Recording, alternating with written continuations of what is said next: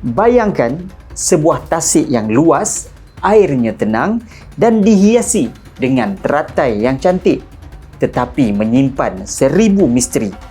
Ada yang datang ke sini untuk mendapatkan ketenangan, tapi ada juga yang datang ke sini demi sebuah kisah legenda, iaitu kisah Naga Tasik Chini. Sebelum saya mulakan cerita, jangan lupa subscribe dan tonton video ni sampai habis.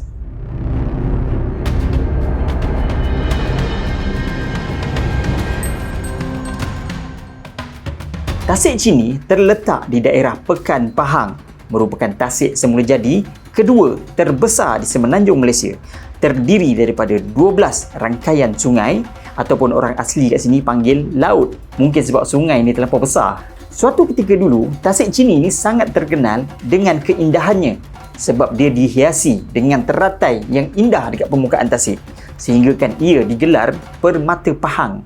Namun, di sebalik keindahan Tasik Chini ni, orang asli suku Jakun yang menetap di kawasan Tasik Chini percaya tasik ini dijaga oleh satu makhluk yang sangat misteri, iaitu naga.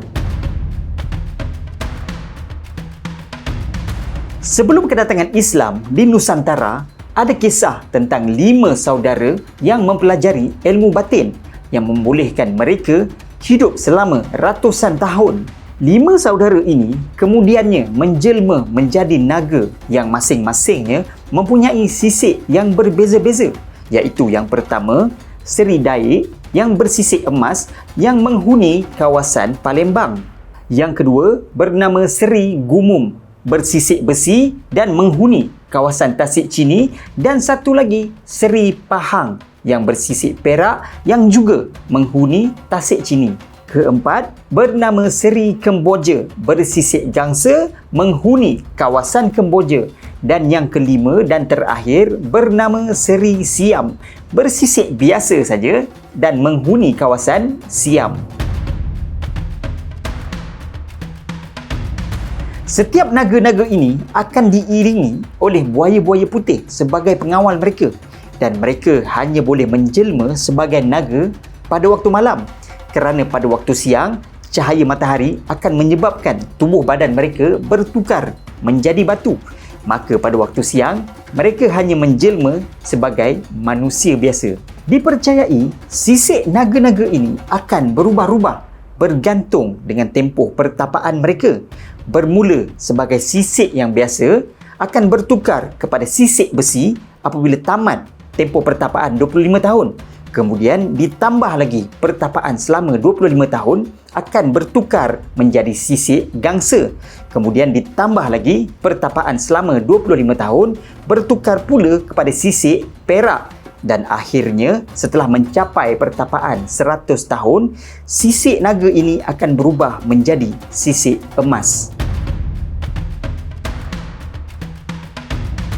Pada suatu hari, Naga Seri Kemboja turun ke Pahang untuk mencabar Naga Seri Pahang. Maka bertarunglah Naga Seri Pahang dengan Naga Seri Kemboja. Naga Seri Kemboja hampir-hampir tewas, tapi dia sempat melarikan diri dan bertemu dengan Naga Seri Siam untuk mendapatkan bantuan. Maka Naga Seri Siam bersetuju untuk membantu Naga Seri Kemboja. Naga Seri Siam bertemu dengan Raja Siam untuk memohon menyediakan 100 buah meriam berpelurukan emas dan disusun sepanjang pesisir pantai Pahang. Maka bangkitlah Naga Seri Pahang untuk berhadapan dengan tentera Siam yang bersenjatakan meriam peluru emas. Tapi malangnya, Naga Seri Pahang tidak mampu melawan bedilan peluru-peluru emas daripada tentera Siam. Maka tewas dan kecundanglah Naga Seri Pahang. Jasadnya terdampar di lautan luas, kemudiannya membentuk sebuah pulau yang dikatakan Pulau Tioman.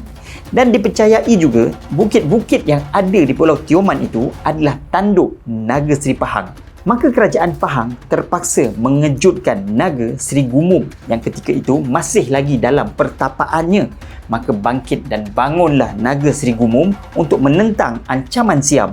Tapi ada satu lagi versi mengatakan Naga Seri Gumum dan Naga Seri Pahang ni bersama-sama menentang Naga Seri Kemboja dan Naga Seri Siam. Tapi dikatakan mereka tetap tewas.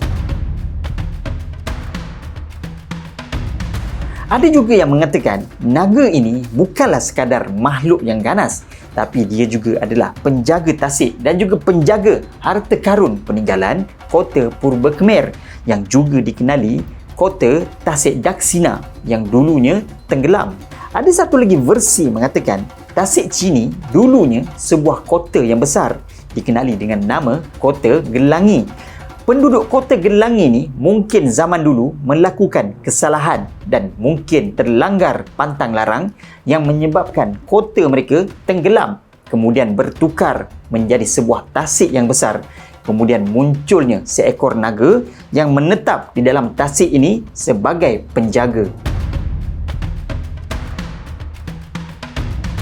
Ada juga satu cerita tentang sekumpulan puak jakun yang ingin menjadikan Tasik Chini itu sebagai penempatan mereka. Ketika itu, mereka sedang menebas hutan dan ingin membina kawasan perumahan. Tiba-tiba, muncul seorang wanita tua bertongkat dari dalam hutan memarahi orang-orang jakun ini kerana tidak meminta izin kepada penjaga hutan. Maka orang-orang jakun meminta maaf kepada wanita tua itu. Kemudian, wanita tua itu memacakkan tongkatnya di tengah-tengah kawasan hutan dan mengatakan tongkat ini adalah sebagai penanda sempadan kawasan yang boleh kamu diami dan sebelah lagi adalah kawasan penjaga hutan. Dan wanita tua juga berpesan, jangan sesekali cabut tongkat ini.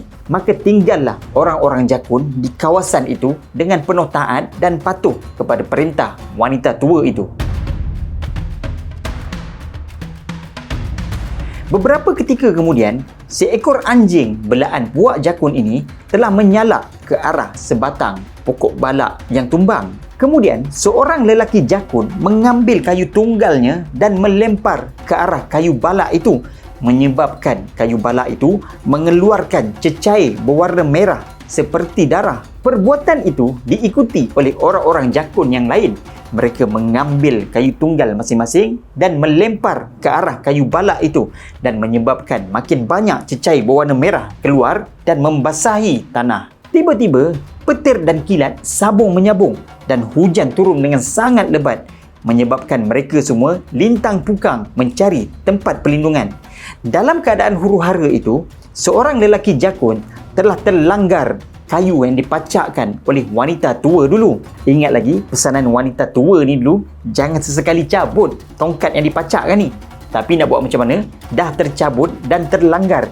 Maka keluarlah air yang sangat deras daripada bekas pacakan itu.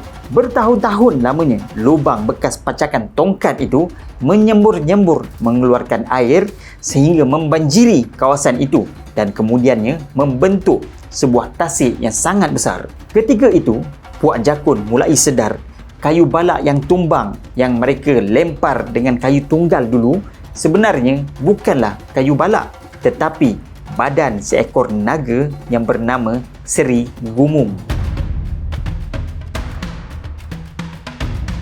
Seorang penjelajah bernama Stuart Wavell pernah datang ke Tasik Chini pada tahun 1960-an. Dia diberitahu tentang ritual kuno yang dijalankan di kawasan Tasik Chini.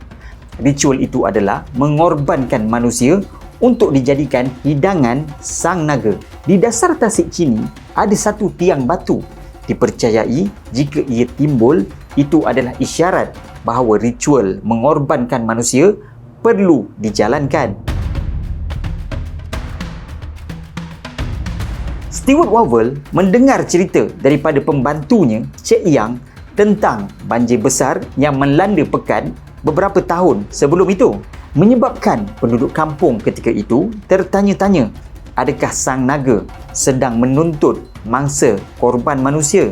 Walaupun ritual mengorbankan manusia tidak lagi diamalkan oleh masyarakat setempat, tapi pada suatu hari, seorang gadis yang dikatakan sedang mencuci pakaian di kawasan Tasik terjatuh ke dalam tasik dan ditakdirkan meninggal dunia. Tidak lama selepas itu, banjir perlahan-lahan surut dan reda, membuatkan penduduk kampung percaya bahawa sang naga telah berpuas hati kerana ada manusia yang telah dikorbankan. Dari sudut sains, tiada bukti kukuh tentang kewujudan naga di Tasik Chini. Namun, para pengkaji berpendapat ia mungkin ikan ataupun reptilia yang besar, contohnya seperti ikan tapah ataupun ular sawa. Mungkin juga fenomena gas yang menolak kayu balak yang tenggelam di dasar tasik Chini membuatkan ia timbul dan berbentuk seperti badan seekor naga. Ataupun hanyalah kisah legenda yang diwarisi dari zaman ke zaman. Kalau korang ada versi lain tentang kisah legenda naga tasik Chini, tolong kongsikan di ruang komen. Minta maaf jika ada sebarang kekurangan dan kesalahan fakta. Terima kasih kerana menonton video ini sampai habis. Jangan lupa share, like, follow dan subscribe. Jumpa lagi dalam video akan datang. Assalamualaikum.